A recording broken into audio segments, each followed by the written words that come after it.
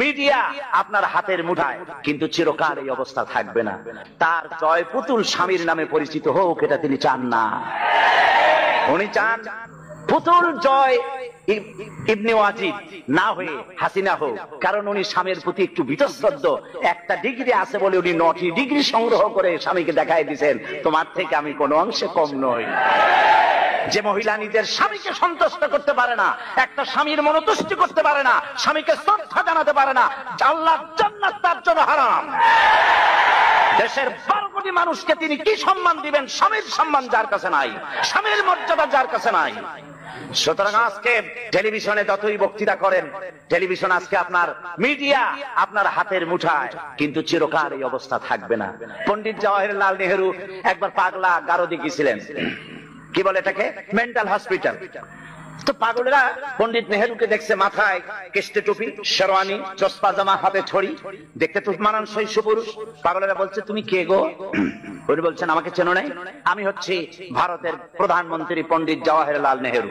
পাগলরা বলছে ও এই কথা। আমরা যখন এই পাগলা গারদে আসছিলাম, এই তোমার মতো এরকম লম্বা লম্বা কথা আমরাও বলেছি, থাকো কিছুদিন আমাদের সাথে, তোমার মাথাও ঠান্ডা হয়ে যাবে। সুতরাং মাথাটা এখন খুব গরম, যার জন্য গরম গরম কথা বলছেন। ত্রাণ সাহায্য দিতে যায় আর আপনি বলেন ওরা নাটক করে।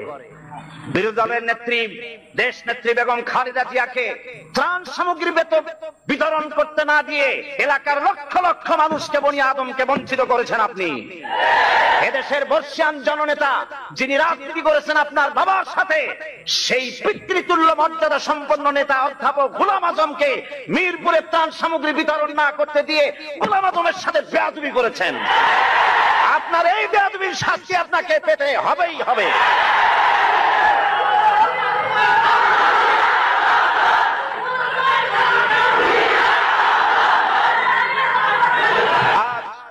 আজ স্পষ্ট করে বলি, বাংলাদেশে বলা হয় শিবির রক কাটে, বলে না?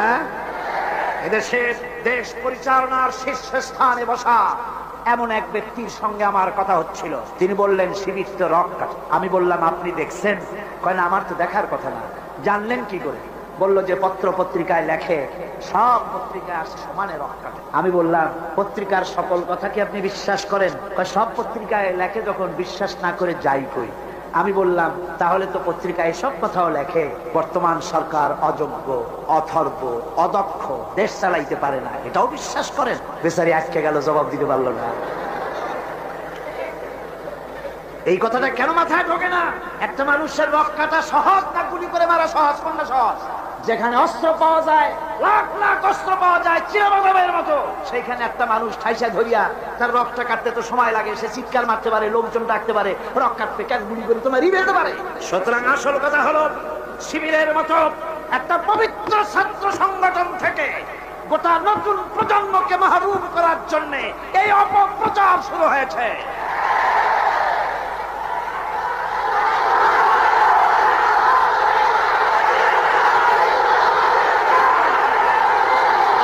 মুসলমান ভাইরা, এজন্য আমি বলতে চাই, আমার ভাইদেরকে বলতে চাই, তোমরা একটুখানি যাদের বিরুদ্ধে লেগেছো, একটুখানি যায়া দেখো রাতের আধারে এই ছেলেগুলি কি করে, ওদের রিপোর্ট দেখো। কোরআন শরীফ কয়বার পড়তে হয় তার রিপোর্টে লিখে দিতে হয়, নামাজ 5 ওয়াক্ত পড়ে কিনা লিখতে হয়।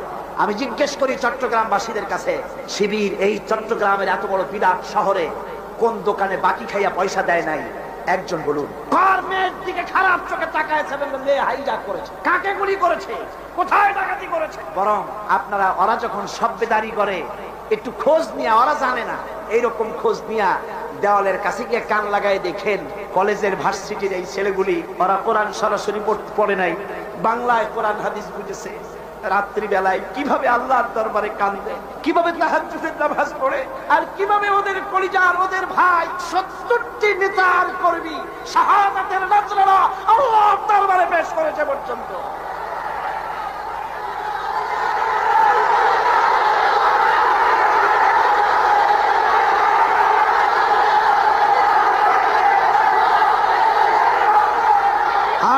আমি আজ এই বিশাল জনসমুদ্রের পক্ষ থেকে বলতে চাই, চট্টগ্রাম বিশ্ববিদ্যালয়ের বাইরে একটা ছেলেকে কে বা কারা মারলো, সেই জন্য বিশ্ববিদ্যালয় বন্ধ করে দেওয়া হলো। কতদিন কেউ জানেন না?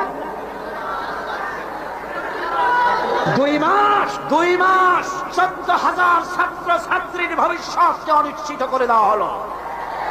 আমরা প্রতিটি হত্যার বিচার চাই, প্রতিটি হত্যার নিন্দা করি, কিন্তু কোন মন্ত্রীর কথা মতো বিশ্ববিদ্যালয় বন্ধ করে রাখা যাবে না। বিশ্ববিদ্যালয় কোন মন্ত্রীর শ্বশুর বাড়ির আবদার নয়, যৌতুক নয়। আজ চট্টগ্রামে বিবেক সম্পন্ন লোকদের কাছে আমি আপিল করে গেলাম, বিশ্ববিদ্যালয়কে খুলে দিতে হবে। এই 14,000 ছাত্র ছাত্রীদের ভবিষ্যৎকে জলাঞ্জলি দেওয়া যাবে না। আপনারা একটা কথা শোনেন, পৃথিবীতে দেশ শুধু বাংলাদেশ না, আরো দেশ আছে না? সন্ত্রাসের কারণে ভারতের ইউনিভার্সিটি বন্ধ হয়েছে বছরে কয়দিন? কোন ইউরোপে কয়দিন, আমেরিকা কয়দিন, বাংলাদেশে বন্ধ হয় কেন? আর কারণ পেঁয়াজ রসুন যেমন এখন ভারত থেকে আমদানি করা লাগে, মুরগির ডিমের থেকে কসমের ডিম আমদানি করা লাগে, সুই থেকে শুরু করে প্লেনের পার্টস পর্যন্ত ভারত থেকে আনা লাগে। বাংলাদেশ এখন ভারতের কলোনি, ভারতের মার্কেট, ঠিক কিনা? সুতরাং পেঁয়াজ রসুন যেমন আমদানি করা লাগে, ডাক্তার, ইঞ্জিনিয়ার, প্রফেসর তাও যেন ভারত থেকে আনা লাগে। এই জন্য কলেজ বিশ্ববিদ্যালয় বন্ধ করে দেওয়া হচ্ছে।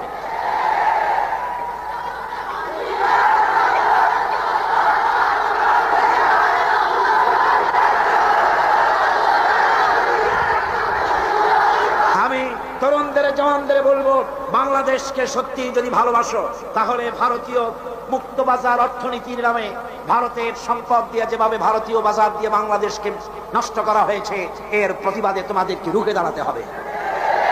মুক্তিযোদ্ধাদেরকে বলবো, মুক্তিযোদ্ধারা তোমরা যারা জীবন দিয়ে, রক্ত দিয়ে এই ভূখণ্ডকে একটা সম্পূর্ণ বাংলাদেশে পরিণত করার জন্য জীবন আর রক্তের বিনিময় দেশ স্বাধীন করেছিলে, মনে রেখো, একটা দেশের নামের পরিবর্তনে বা সে দেশের পতাকার পরিবর্তনে দেশের মানুষের ভাগ্যের পরিবর্তন হয় না। মুক্তিযুদ্ধ করে দেশ স্বাধীন হয়েছে ঠিকই, কিন্তু দেশের মানুষের ভাগ্যের উন্নতি হয় নাই। মুক্তিযোদ্ধাদের বলবো, তোমরা আমাদের প্রিয় সন্তান, তোমাদেরকে আরেকটা যুদ্ধ করতে হবে। সেই যুদ্ধ করবা কোরআনের শাসনের জন্য।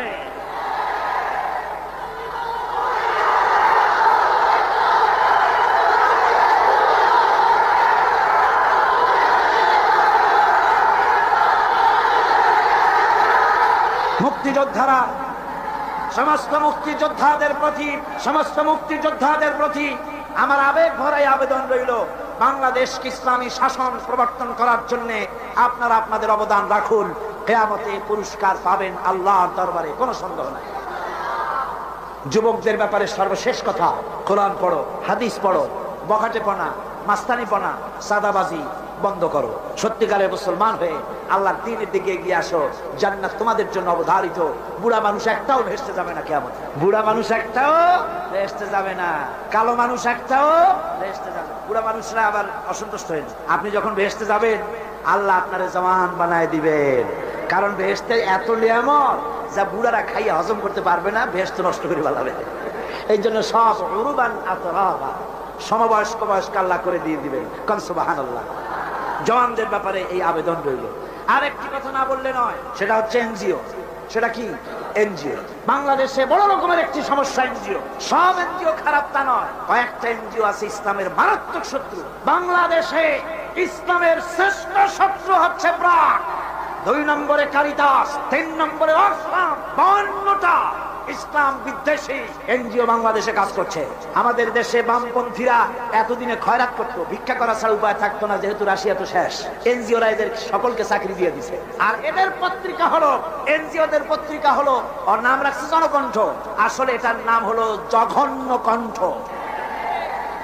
এই জঘন্য কণ্ঠ আজকের কাগজ, ভোরের কাগজ, সকালের কাগজ, বাংলা বাজার, সবুজ বাংলা, আলামী, যতগুলি পত্রিকা সব ভারতের টাকা দিয়া পত্রিকাগুলি পরিচালিত হয়। এনজিওরা এই পত্রিকার মাধ্যমে ওলামাদেরকে ফতোয়াবাজ বলে গালি দেয়, ঠিক কিনা? ওরা নিজেরা মতলববাজ, তাই আলেমদের বলে ফতোয়াবাজ। ওরা তুত গাছ লাগাইছে, সেদিন তো তুত গাছ, বগুড়ায় গেলাম, ওরা কয় যে আলেমেরা সব তুত গাছ কাটছে। আমরা আলেমদের খাইয়ে খাইয়ে কাম নাই, তুত গাছ কাটবে। তুত গাছ লাগাইছি না, কেন তুত গাছ লাগিয়েছ? আমার দেশে সুতার প্রয়োজন, রেশমের এত কাপড় পরবে কোন বড় লোক? তারপর যদিও রেশমি কাপড় দরকার, আমি মানলাম, সেজন্য এক জায়গায় শত শত বিঘা জমি কেন, সেখানে তোমরা তুত গাছের চাষ করো। কিন্তু মাইলের পর মাইল রাস্তার দুই ধারে তুত গাছ লাগায়া উদ্দেশ্যটা কি? কারা সংরক্ষণ করবে, কারা পোকা চাষ করবে, কারা তুত আহরণ করবে? আসল উদ্দেশ্য কি জানেন? আসল উদ্দেশ্য হলো দেশ যাতে বনায়ন করে দেশ সমৃদ্ধ না হয়। একটা মেহগনি গাছ লাগালে 15 বছর পর মেহগনি গাছের দাম হবে 20,000 টাকা, সেখানে তুত গাছ 20 বছর পরে দাম হবে না 10 টাকাও। বাংলাদেশের এই বনায়নের বিরুদ্ধে তুত গাছ লাগিয়ে তারা বড় বড় গাছ লাগাবার পথকে বন্ধ করে দিচ্ছে।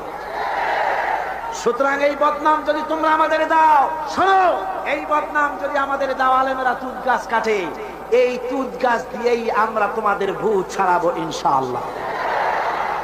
আজ শহর সমূহে আপনি যদি মসজিদ বানাতে চান জায়গা পাবেন না, ভূমি প্রশাসন থেকে বলবে জায়গা নাই। কিন্তু কারিতাস, অক্সফাম, এনজিওরা যদি জায়গা কিনতে চায়, চাষ বানাবার জন্য জায়গা কিনতে চায়, এই চট্টগ্রাম শহরে জায়গার অভাব হবে না। ঠিক কিনা কন? জোরে বলেন ঠিক কিনা?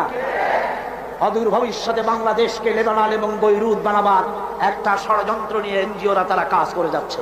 তারা আমাদের দেশের গরিব মানুষদেরকে খ্রিস্টান বানাচ্ছে।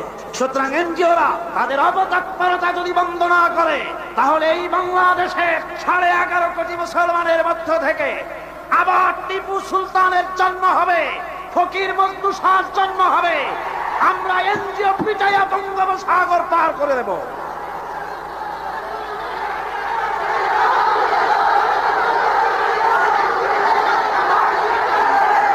মুসলমান ভাইরা, আমাদের দেশে সব এনজিও খারাপ তা কিন্তু আমি বলি নাই।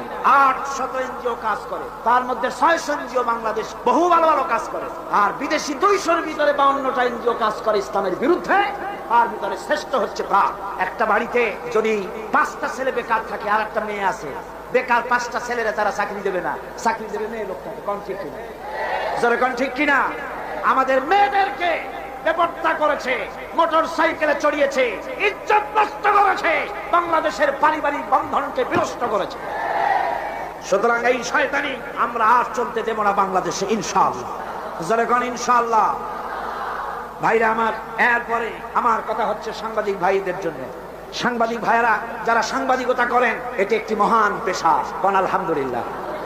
এই মহান পেশার দায়িত্ব যারা নিয়েছেন, আপনার একটা খবরে দেশের মধ্যে উত্তেজনার সৃষ্টি হতে পারে, আবার একটা বস্তুনিষ্ঠ সংবাদ পরিবেশনের কারণে উত্তেজনা প্রশমিত হতে পারে। ঠিক কিনা? সেজন্য সাংবাদিক বন্ধুদের বলবো, নিজের মত, দলের মত সংবাদ পরিবেশনায় যেন প্রভাবিত করতে না পারে, নিরপেক্ষভাবে বস্তুনিষ্ঠ সংবাদ পরিবেশনের চেষ্টা করুন। আমি দুঃখিত, এই চট্টগ্রাম এত বড় সবগুলি ন্যাশনাল পত্রিকার অফিস সেখানে আছে কি নাই? আছে কি নাই? একটা মেয়ে লোকের খেমটা নচ হলে পরে পত্রিকার প্রথম পৃষ্ঠায় আসে, লক্ষ লক্ষ জনতার ঢল নামলো, তোমাদের ক্যামেরাম্যান কোথায়, তোমরা কোথায় জিজ্ঞাসা করি। সুতরাং ইসলামের সাথে দুশ্মনী করো না। সময় একদিন আসবে যেদিন তোমরা নিজেরা এসে অনুমতি চাবা একটু খবর নিয়ে যায়। ইনশাআল্লাহ সময় আসবে, ইনশাআল্লাহ ইনশাআল্লাহ।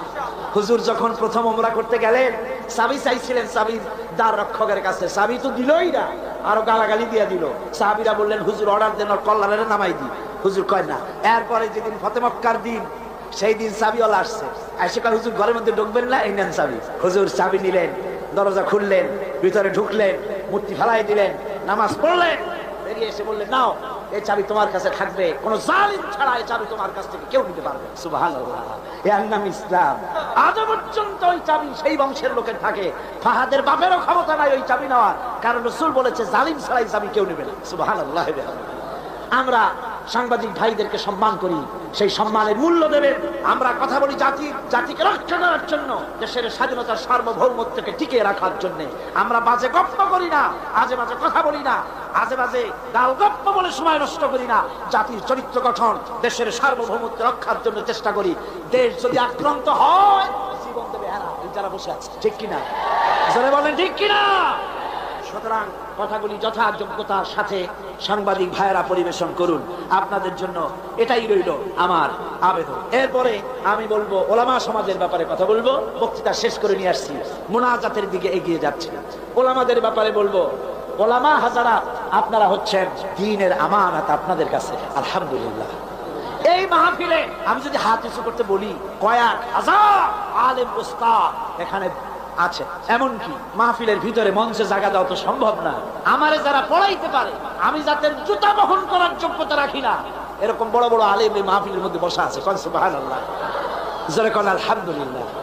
আমি ওলামাদের খেদমতে আরজ করব, আসুন আমরা এক হই, ন্যাক হই, ঐক্যবদ্ধ ভাবে গোটা জাতিকে সহি রাহনুমাই দেওয়ার তৌফিক আল্লাহ যেন আমাদের দেন। জোরে কোন আমিন।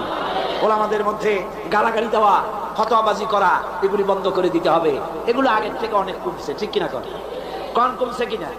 আলহামদুলিল্লাহ অনেক কমেছে। আগে তো খালি কইতো কাফের, ও কাফের, সে কাফের, পরে যে কাফের মনে না করে সেও কাফের। ওই কাফের মরলে পরে কবরে যে ঘাস হয়, সেই ঘাস যে গরুতে খায় সে গরুও কাফের। আবার সিলেটে আছে দললিন আর জল্লিন নিয়ে ঝগড়া। হায় রে কপাল, এমন ঝগড়া দললিন আর জল্লিন। কোন কিয়ামতে কি আল্লাহ জিজ্ঞেস করবে যে তুমি দললিন না জল্লিন? কোন জিজ্ঞেস করবে? একজন পীর সাহেব মার খাইলেন, জম্মের মার খাইলেন, উনি দললিনের পক্ষ, জল্লিন ওলারা পিটাইছে। তারপরে পীর মার খাইলে মুরিদদের অবস্থা কি হয় তা তো বোঝে। পরের দিন হাট বাড়ছিল, মারামারি লাগে। এ বলে তুমি কি কয়? আমি দললিন। আমি তো দললিন। পিটির উপরে দিল বসাই। হাট বারের মার লোকেরা কয় ভাই তুমি আমার ধামাটা ধরো, আমার কিলটা দিয়ে আসি। একটা শুকনা শুকনা ছেলে, সে বলতেছে আল্লাহ আমি যেন কেউ, আমি গরিব মানুষ, শুকনা মানুষ, আমি যেন কোনো দলের সামনে পড়ি না, আমার একটু বাড়ি তুমি পুষাই দাও। এই বলে মারামারি সারা বাজারে মায় দোকানের গলি দিয়ে আসতে বাইর হয়েছে যেন কেউ না দেখে। কিন্তু কপাল খারাপ, দুই দিক দিয়ে দুইজন এসে দুই হাত ধরছে। একজনে বলে এই বেটা কি বল, আমি কিন্তু দললিন, তুই কি? ওই হাত যে ধরছে সে কয় আমি কিন্তু দললিন, সাবধান হয়ে কথা বলবি, তুই কি? যুবক ছেলে কয় ভাই আল্লাহর কসম আমি মোটে নামাজই পড়ি না। তারা দললিন আর জল্লিন কি? সামান্য সামান্য জিনিস নিয়ে ফতোয়াবাজি করা, গালাগালি করার কোনো মানে হয় না। ওলামায়ে কেরামদেরকে আজ এগিয়ে আসতে হবে, নেতৃত্ব হাতে নিতে হবে। বাংলার জনগণ তাকিয়ে আছে ওলামাদের দিকে। কোন আলহামদুলিল্লাহ, জোরে কোন আলহামদুলিল্লাহ। আলেমদেরকে ঐক্যবদ্ধ হওয়ার তৌফিক আল্লাহ দান করুন। তবে একটা ষড়যন্ত্র থেকে আমি জাতিকে হুঁশিয়ার করে দিতে চাই, সেটা হলো অনেক লোক আমাদের দেশে বিদেশ থেকে আসেন, নামের আগে ওলিয়ে কামেল লেখেন, আওলাদে রাসূল লেখেন, হেদায়ে মিল্লাত লেখেন, আমার দেশে নসিহত করতে আসেন, কিন্তু নিজের দেশে বাবরি মসজিদ যখন ভেঙে গেল একটা টু শব্দ করার সাহস হয় না। আদমের বোম্বাই, কর্ণাটক, দিল্লি, মাদ্রাস, আহমেদাবাদ, ক্যালকাটা, আসাম, মুর্শিদাবাদ, হাজার হাজার মুসলমানের রক্তের বন্যা বয়ে যায়। কংগ্রেসের পা চাটা ওরা বাংলাদেশে ওলিয়া কামেল হিসাবে আমরা মেনে নিতে পারি না। যদি বাপের ছেলে হও তাহলে ইন্ডিয়ান পার্লামেন্টে দাঁড়ায় বলো নরপশুরাও, ওটা নরসীমা না, নরপশু। আমরা খুশি হতাম যদি বলতে পারতেন তোমার এই পার্লামেন্টে জিন্দিগিতে আর একটা মুসলমান আসবে না যতক্ষণ 24 ঘন্টার ভেতরে এই মসজিদ যদি বানায় না দাও বাবরি মসজিদ। বাপের বেটা হও, নিজের দেশে কথা বলো, আমার দেশে অলির অভাব নাই, আলমের অভাব নাই। আর যে মানুষকে ফাঁকি দেওয়া, প্রতারণা করা বরদাস্ত করা হবে না, বরং টাকা দিয়ে আমার দেশের রাজনীতির ভিতরে তারা নাক গলাতে আসে। ঠিক কিনা কর? যারা বলেন ঠিক কিনা? ইন্ডিয়ার এই ষড়যন্ত্র থেকে গোটা জাতিকে এবং উলামায়ে কেরামকে আমি সচেতন করে দিতে চাই। বন্ধুগণ, আল্লাহ রাব্বুল আলামিন আমাদেরকে তৌফিক দিন ষড়যন্ত্রের হাত থেকে বেঁচে এই বাংলাদেশকে আল্লাহর কোরআনের রাষ্ট্রে যেন পরিণত করে দিতে পারি, এ তৌফিক যেন আল্লাহ দেন। জোরে কোন আমিন। এখন মোনাজাত হবে, মোনাজাতের জন্য দাঁড়ানো ভাইরা সবাই বসে পড়েছে, যত মুসলমান আছেন সব বসে পড়েছে, কেউ আর দাঁড়িয়ে থাকবেন না। মোনাজাত কেউ আর দাঁড়িয়ে থাকবেন না। প্রশাসনিক দায়িত্বশীল ব্যক্তিবর্গ যারা আছেন তাদেরকে অনুরোধ করব, ডিসি, এসপি, জজ, ম্যাজিস্ট্রেট, টিএনও, এই ধরনের দায়িত্বশীল যারা আছেন তাদেরকে অনুরোধ করব ইনসাফের উপরে ভিত্তি করে প্রশাসনিক দায়িত্ব পালন করবেন। লক্ষ্য রাখতে হবে, খেয়াল রাখতে হবে, আল্লাহর কাছে আপনাদেরকে একদিন আল্লাহর কাছে জবাবদিহি করতে হবে। কথা ঠিক কিনা? মন্ত্রী হন, প্রেসিডেন্ট হন, প্রশাসনে যারা আছেন হক বিচার করবেন, ন্যায় বিচার করবেন, কোন দলের কথা মতো বিবেককে বিক্রি করবেন না। অনেক সময় আছে, আমি তো জানি অনেকের সঙ্গে মহব্বত আছে, একজন পুলিশ সুপারিনটেন্ডেন্ট, পুলিশ কমিশনার আমার কাছে বলছিলেন, কোন এক জেলার পুলিশ কমিশনার আমাকে বলছিলেন যে যে কাজটা করলাম বিবেকের বিরুদ্ধে, চাকরি রক্ষা করতে গিয়ে করতে হলো। বললাম ইমানের বিরুদ্ধে, বিবেকের বিরুদ্ধে যদি চাকরি করতে হয় এমন চাকরি বাদ দিয়া পানের দোকান দিয়ে খান, তাও আপনার সম্মান বাঁচবে, আল্লাহর কাছে ইজ্জত বাঁচবে। সুতরাং দলের কথা নয়, প্রশাসনিক দায়িত্বশীল ভাইদের বলবো দলের কথা মতো নয়, আইন মতো আইনের শাসন প্রতিষ্ঠা করার জন্য বদ্ধপরিকর হন। কারো টেলিফোনে কোন হাইজাকার, কোন লুটেরা, কোন বদমাশ, কোন লুচ্ছা কোন খুনিকে ছেড়ে দিবেন না, তাতে চাকরি যদি চলে যায় যেতে পারে, ঠিক কিনা? পুলিশ ভাইদের বলবো, আপনাদের বিরাট দায়িত্ব। পুলিশ ভাইরা, আপনাদের বিরাট দায়িত্ব। যে কোনো গভর্নমেন্ট আসুক, আপনাদের কাজের কোনো অভাব নাই, কষ্টটা আপনাদেরই বেশি হয় সব সময়। আপনারা ঘুষ বিবর্জিত জীবন যাপন করুন, মানুষের প্রতি ইনসাফ করুন। আল্লাহ রাব্বুল আলামিন আপনাদেরকে যারা পাহারা দেয়, আর মিডিয়া, পুলিশ, যারা শান্তি শৃঙ্খলা এবং আইন শৃঙ্খলা পরিস্থিতি রক্ষার জন্য যারা পাহারা লাগায়, তাদের সম্পর্কে রাসূল বলেছেন, আল্লাহর নবী বলেন, মুসলিম দেশের সীমান্ত এলাকায় আইন শৃঙ্খলা রক্ষার জন্য যারা পাহারা লাগায় 1টা ঘন্টা, তাহলে সারা রাত লাইলাতুল কদরে হাজর আসওয়াদের সামনে দাঁড়ায়া সারা রাত ইবাদত করলে যত সওয়াব পাওয়া যাবে, 1 ঘন্টা মুসলিম দেশের পাহারা দিলে সেই সওয়াব পাওয়া যায়। আপনাদের চাকরি, আপনাদের ইবাদত। হালাল রুজি খান, ঘুষকে শুকরের মাংসের মতো মনে করুন। হালাল রুজি খাইয়া নামাজ পড়ুন,